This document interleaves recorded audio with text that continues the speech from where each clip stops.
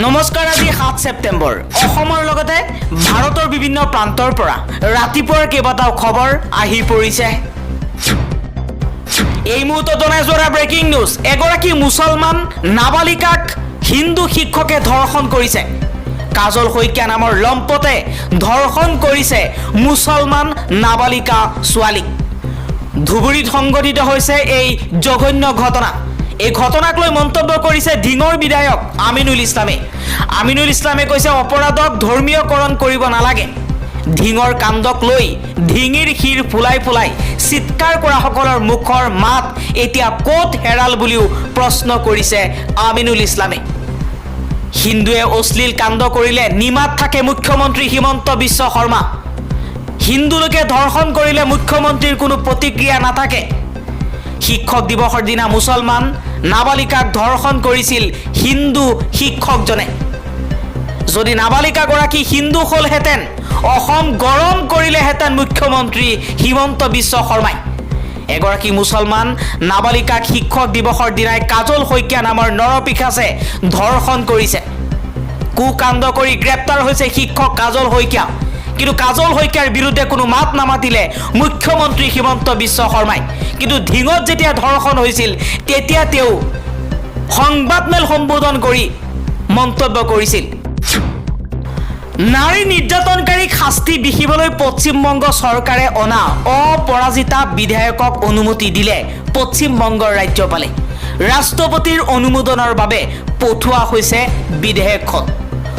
প্ৰথম অৱস্থাত পশ্চিমবংগৰ ৰাজ্যপালে চহী কৰা নাছিল, কিন্তু হেঁচাত পৰি এতিয়া দেশৰ পৰিস্থিতি চাই নাৰী নিৰ্যাতনকাৰীক শাস্তি বিহিবলৈ মমতা বেনাৰ্জীৰ চৰকাৰে অনা অপৰাজিতা ওমেন এণ্ড চাইল্ড বিল 2024ত অনুমতি দিছে পশ্চিমবংগৰ ৰাজ্যপালে। ৰাষ্ট্ৰপতিৰ অনুমোদনৰ বাবে পঠোৱা হৈছে বিধেয়কখন। ৰাষ্ট্ৰপতিয়ে অনুমোদন দিয়াৰ লগে লগে আইনলৈ পৰিণত হ'ব এই বিধেয়কখন। এই বিধেয়কখন আইন হ'লে পশ্চিমবংগত ধৰ্ষণ কৰিলে যাৱজ্জীৱন কাৰাদণ্ড হ'ব আৰু ধৰ্ষণ কৰাৰ পাছত নিৰ্যাতিতাৰ মৃত্যু হ'লে অপৰাধীক মৃত্যুদণ্ডৰ শাস্তি বিহা হ'ব। জটিলতা বাঢ়িছে NDAত। ইটোৰ পিছত সিটো সংকট বিজেপিত।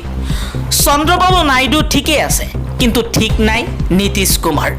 যিকোনো মুহূৰ্তত উলট পালট হ'ব পাৰে দেশৰ ৰাজনীতি। মুছলমানৰ বিৰুদ্ধে যদি বিজেপিয়ে কিবা কাম কৰে তেনেহ'লে চন্দ্ৰবাবু নাইডু আৰু নীতিশ কুমাৰ NDAৰ পক্ষত নাথাকে। সেইবাবে এতিয়া নৰম পন্থা গ্ৰহণ কৰিছে বিজেপি চৰকাৰে। নীতিশ কুমাৰ আৰু চন্দ্ৰবাবু নাইডু NDAৰ পৰা যদি আঁতৰি যায় ভংগ হ'ব বিজেপি চৰকাৰ।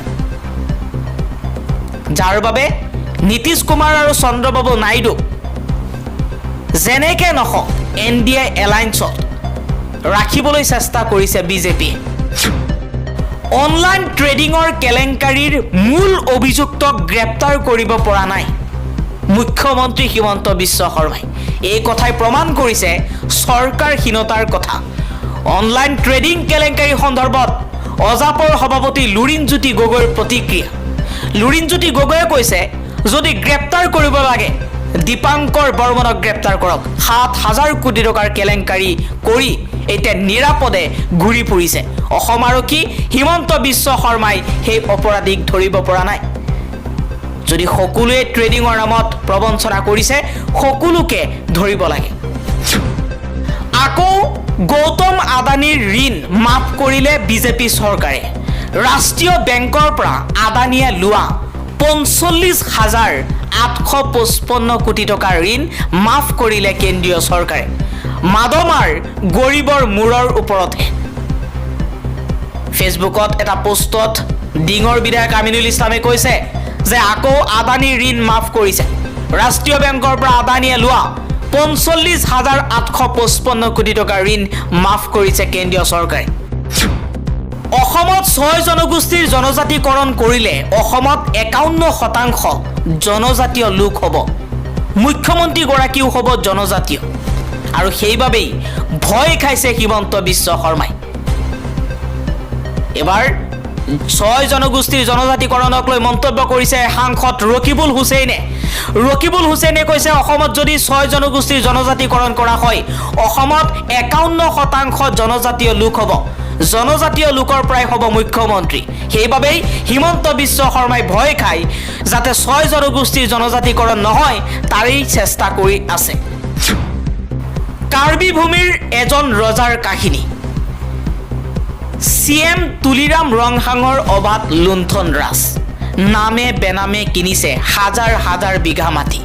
যিমান আপুৰুষিগীয়া সম্পদ আছে সকলো যেন লাগে এইগৰাকী কাৰ্বি ভূমিৰ এজন ৰজাৰ। তুলিৰাম ৰংহাঙে এতিয়া অবাধ লুণ্ঠন ৰাজ চলাইছে কাৰ্বি ভূমিত। নামে বেনামে হাজাৰ হাজাৰ বিঘা মাটি কিনিছে। যিমানেই আছে সিমানেই লাগে এইগৰাকী তুলিৰাম ৰংহাং নামৰ কাৰ্বি ভূমিৰ ৰজাজনৰ। হাৰিয়ানা বিধানসভা নিৰ্বাচনৰ বাবে কংগ্ৰেছৰ 31জনীয়া প্ৰথমখন প্ৰাৰ্থীৰ তালিকা প্ৰকাশ। মল্ল যুঁজাৰু বিনেশ ফোগাটক জুলানা সমষ্টিত দিয়া হৈছে প্ৰাৰ্থিত্ব। কংগ্ৰেছত যোগদান কৰাৰ পাছতেই 31জনীয়া প্ৰথম প্ৰাৰ্থীৰ তালিকা প্ৰকাশ কৰা হৈছিল, য'ত মল্ল যুঁজাৰু বিনেশ ফোগাটৰ নামো উল্লেখ কৰা হৈছে। ধিং কাণ্ডৰ পলাতক 2 অভিযুক্ত গুলাবউদ্দিন আৰু ফৰিদুল ইছলামৰ আত্মসমৰ্পণ। নাগালেণ্ড আৰক্ষীয়ে আটক কৰিছে দুয়োকে। নগাঁও আৰক্ষী অধীক্ষকৰ কাৰ্যালয়লৈ লৈ অনা হৈছে 2 অভিযুক্তক। সংখ্যালঘু নেতাই নেতৃত্ব লৈ আত্মসমৰ্পণ কৰাইছে 2জনকৈ অপৰাধীক।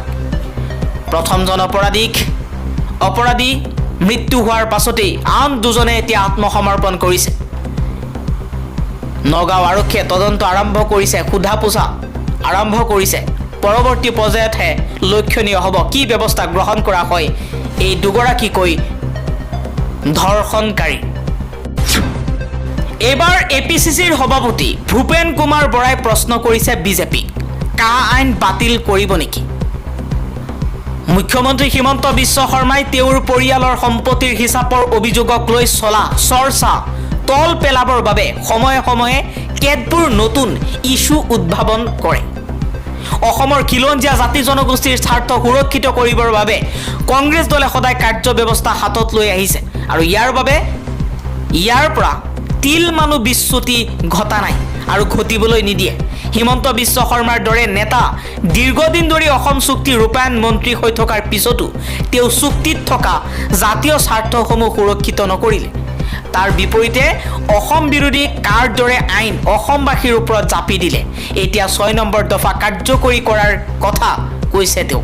তাৰ মানে অসমৰ ৰাইজে এইটো বুজিব নেকি যে কা আইনখন বাতিল কৰিব বা নচ্ছাত কৰিব? বিশালীত অসম প্ৰদেশ কংগ্ৰেছৰ সভাপতি ভূপেন কুমাৰ বৰাই এক সংবাদ মেলৰ যোগেদি অসমৰ মুখ্যমন্ত্ৰী হিমন্ত বিশ্ব শৰ্মালৈ এই প্ৰশ্ন কৰিছে। উপ নিৰ্বাচনৰ কাৰ্যালয় মুকলি অনুষ্ঠানত অংশগ্ৰহণ কৰি সাংবাদিকৰে হোৱা মত বিনিময়ত বৰাই কয় যে 4 বছৰে ন্যায়াধী বিপ্লৱ কুমাৰ শৰ্মাৰ 6 নম্বৰ দফা সন্দৰ্ভত দাখিল কৰা প্ৰতিবেদন চৰকাৰে পেলাই থলে। কেন্দ্ৰীয় চৰকাৰে এই প্ৰতিবেদনখন গ্ৰহণেই নকৰিলে। মুখ্যমন্ত্ৰী হিমন্ত বিশ্ব শৰ্মাই কেন্দ্ৰীয় কেবিনেটত এই প্ৰতিবেদনখন গ্ৰহণ কৰি লোৱাৰ ব্যৱস্থা কৰক, কাৰণ এইখন এখন ত্ৰিপাক্ষিক চুক্তি। অসমৰ ৰাইজৰ মনত আছে বিপ্লৱ শৰ্মাৰ অসম চুক্তিৰ 6 নম্বৰ দফা সন্দৰ্ভত প্ৰস্তুত কৰা প্ৰতিবেদন দাড়ি কমা এৰি নোযোৱাকৈ ৰূপায়ণ কৰিব বুলি গৃহমন্ত্ৰী অমিত শ্বাহ আৰু হিমন্ত বিশ্ব শৰ্মাই ঘোষণা কৰিছিল। 67টা পৰামৰ্শৰ ভিতৰত 10টা বাদ দিম বুলি ক'বলৈ নৈতিক অধিকাৰ শৰ্মাই হিমন্ত বিশ্ব শৰ্মাই ক'ত পালে প্ৰশ্ন কৰিছে ভূপেন বৰাই। তেওঁলোকৰ যি মন যায় তাকেই কৈ থাকিব আৰু অসমৰ মানুহে মানি থাকিব, সেই কথা সম্ভৱ নহয়। আমি অসম প্ৰদেশ কংগ্ৰেছ কমিটিয়ে দায়িত্ব সহকাৰে 6 নম্বৰ দফা ৰূপায়ণ হোৱাটো বিচাৰিছোঁ আৰু 2024 ডিচেম্বৰ মাহৰ ভিতৰত অন্ততঃ 5টা ঘোষণা কাৰ্যকৰী কৰি দেখুৱাক বুলি মন্তব্য কৰিছে ভূপেন কুমাৰ বৰাই। ভূপেন বৰাই লগতে কৈছে হিমন্ত বিশ্ব শৰ্মা নেতৃত্বাধীন চৰকাৰখনৰ প্ৰতিষ্ঠান বিৰোধী ধোত জৰ্জৰিত হৈ পৰাৰ সময়ত হঠাৎ লখিমপুৰৰ কেবিনেটত এনেধৰণৰ আধৰুৱা সিদ্ধান্ত গ্ৰহণ কৰা হৈছে। উজনি অসমত 30টা জনগোষ্ঠীয় সংগঠনে অসমৰ জাতীয় সমস্যাসমূহ সমাধান আৰু খিলঞ্জীয়াৰ ভৱিষ্যত সুৰক্ষাৰ বাবে একত্ৰিত হৈ অহা অক্টোবৰ মাহত অভিৱৰ্তন অনুষ্ঠিত কৰিব বুলি ঘোষণা কৰাৰ লগে লগে থৰহৰি কম্পমান হৈছে হিমন্ত বিশ্ব শৰ্মা।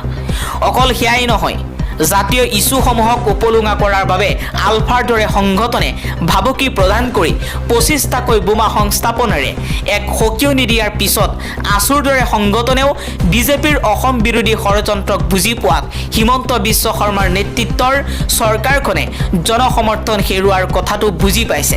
ইয়াৰ লগতে মন কৰিব, মুখ্যমন্ত্ৰীৰ পত্নীয়ে কাজিৰঙাত ৰিজৰ্ট আৰু মাটি দখল কৰা, মাজুলীৰ শেহতীয়া মাটি ক্ৰয়ৰ কথাবোৰ মানুহৰ মুখে মুখে চলাৰ পিছত হিমন্ত বিশ্ব শৰ্মাই এতিয়া ইছ্যু ডাইভাৰ্ট কৰি ৰাজনীতি কৰিব বিচাৰিছে। শৰ্মাৰ এই দুইতলীয়া নীতি আৰু অসমৰ ৰাইজক আভুৱা ভৰাৰ অপচেষ্টাক আমি প্ৰত্যাখ্যান জনাই ক'ব বিচাৰোঁ যে শৰ্মাৰ সাহস থাকিলে থলুৱাৰ চাকৰি 80% সংৰক্ষণ, মাটিৰ অধিকাৰ সুৰক্ষিত কৰি দেখুওৱা। অনলাইন ট্ৰেডিঙৰ কেলেংকাৰীয়ে জোকাৰি গৈছে সমগ্ৰ ৰাজ্য। অনলাইন ট্ৰেডিঙৰ নামত কোটি কোটি টকা সংগ্ৰহ কৰি প্ৰবঞ্চনা কৰা ঘটনাই সচেতন ৰাইজৰ চকু কপালত তুলিছে। অনলাইন ট্ৰেডিং কৰি সহজে ধনী হোৱাৰ সপোন দেখা একাংশৰ মাজত এতিয়া হাহাকাৰ লাগিছে। একাংশ লোকক অনলাইন ট্ৰেডিঙৰ জৰিয়তে অধিক ধন দেখুৱাই প্ৰবঞ্চনা কৰি আহিছিল অনলাইন ট্ৰেডিঙৰ মাষ্টাৰ মাইণ্ড। ইতিমধ্যে আৰক্ষীৰ জালত পৰিছে বহু কেইগৰাকী প্ৰবঞ্চক। কোটি কোটি টকা লুণ্ঠন কৰি আত্মগোপন কৰি আছে আৰু বহু প্ৰবঞ্চক। অনলাইন ট্ৰেডিঙৰ ব্যৱহাৰ কঠোৰভাৱে বন্ধ কৰিবলৈ দাবী জনাইছে অসম জাতীয় পৰিষদৰ সভাপতি লুৰিণজ্যোতি গগৈয়ে। তেওঁ কয়, এইটো এটা ভয়াৱহ ঠগ প্ৰবঞ্চনাৰ বিষয়। অনলাইন ট্ৰেডিঙৰ নামত কোটি কোটি টকা লুণ্ঠন কৰি লৈ গৈছে। এই বিষয়টো উচ্চ পৰ্যায়ৰ তদন্ত হ'ব লাগে। প্ৰয়োজন সাপেক্ষে ED আৰু কেন্দ্ৰীয় ইনকম টেক্স ডিপাৰ্টমেণ্টে গোটেই বিষয়টো চাই ইয়াৰ লগত জড়িতসকলৰ বিৰুদ্ধে কঠোৰ ব্যৱস্থা গ্ৰহণ কৰিব লাগে। অজাপৰ সভাপতিগৰাকীয়ে লগতে কয়, এতিয়াও এই ঘটনাৰ লগত জড়িত বহু অপৰাধী মুকলি আকাশৰ তলত আছে। চৰকাৰৰ ইমান স্মাৰ্ট আৰক্ষী বিষয়া থকাৰ পাছতো মুখ্যমন্ত্ৰীৰ নাকৰ তলতে ঘূৰি ফুৰিছে অপৰাধী। মুখ্যমন্ত্ৰীৰ ঘৰৰ ওচৰ পাজৰে অপৰাধী ঘূৰি ফুৰিছে। এই বিষয়টোত চৰকাৰৰ পৃষ্ঠপোষকতা আছে নেকি? ৰাজনৈতিক নেতাৰ হস্তক্ষেপ ৰক্ষণাবেক্ষণত এইসকল অপৰাধী মুকলি আকাশৰ তলত ঘূৰি আছে নেকি? ৰাইজৰ সন্দেহ হৈছে মুখ্যমন্ত্ৰীৰ ঘনিষ্ঠ মন্ত্ৰীৰ পত্নী ইয়াত জড়িত আছে, যাৰ ফলত ট্ৰেডিঙৰ প্ৰবঞ্চক মুকলি আকাশৰ তলত থাকিব পাৰিছে। ৰাজ্যত চলি থকা ইমান ভয়ংকৰ কেলেংকাৰী মুখ্যমন্ত্ৰীয়ে কিয় গম পোৱা নাছিল বুলি প্ৰশ্ন কৰিছে লুৰিণজ্যোতি গগৈয়ে।